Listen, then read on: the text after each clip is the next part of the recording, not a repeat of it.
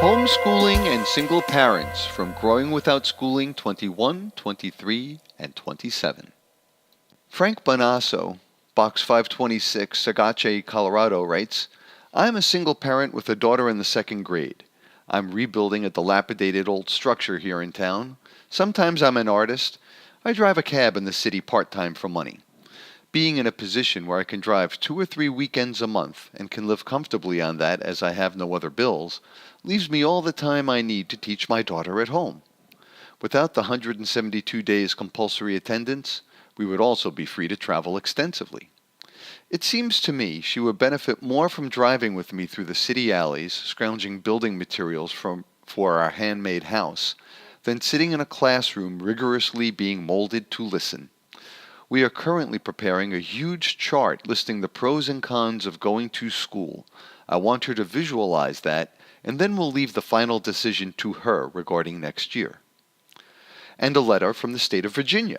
I am 32, have a high school diploma, 2 years of college, no degree, and a full-time job as office manager. My daughter is 10 and has been in about 13 different public and private schools so far, all unsatisfactory in some important way. While she was littler, my husband and I did a lot of traveling, lived in VW campers and aboard sailboats, and just never stayed put any place for long. Her father is dead now, and local school alternatives, there doesn't seem to be an alternative school, do not commend themselves to me. So far, local authorities have not caught up with me. My daughter is still officially enrolled in private school, though she has not been there for 2 months. My boss allows me to bring her to the office and teach her during my working hours, even though the two activities do conflict with each other, and even though we think she should be in public school. I am trying to convince a friend to move in and take over as her home teacher in return for room and board. John Holt added, perhaps it would be best if the child could always choose whether to go to the office or stay home. From Bob Post, Indiana.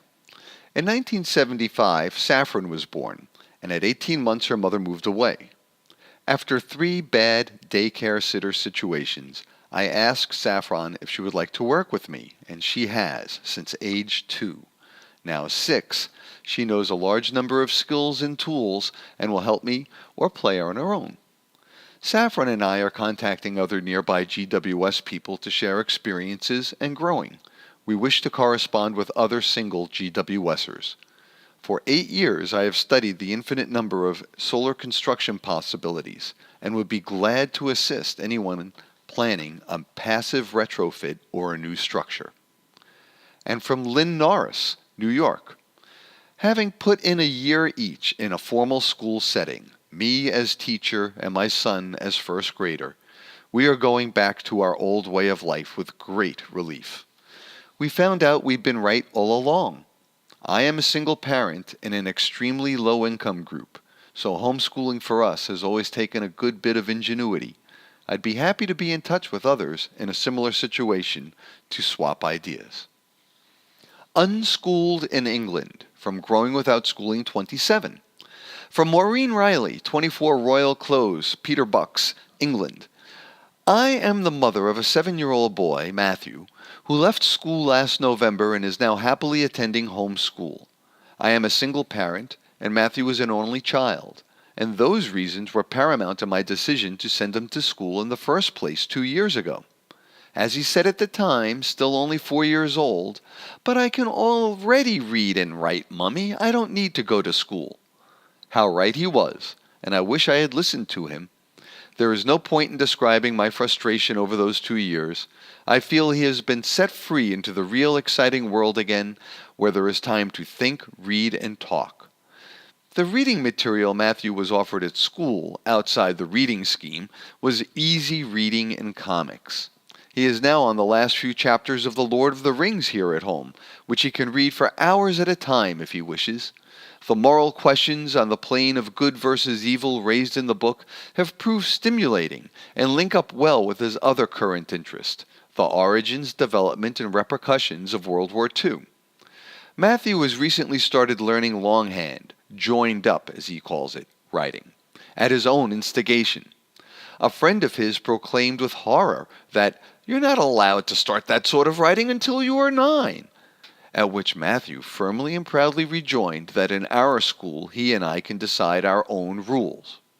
I think that the modern world, with its pressure and pace, will require from the next generation a new level of confidence and decision-making ability. At school, Matthew was learning very effectively that it was safest to keep a low profile and do exactly what he was told.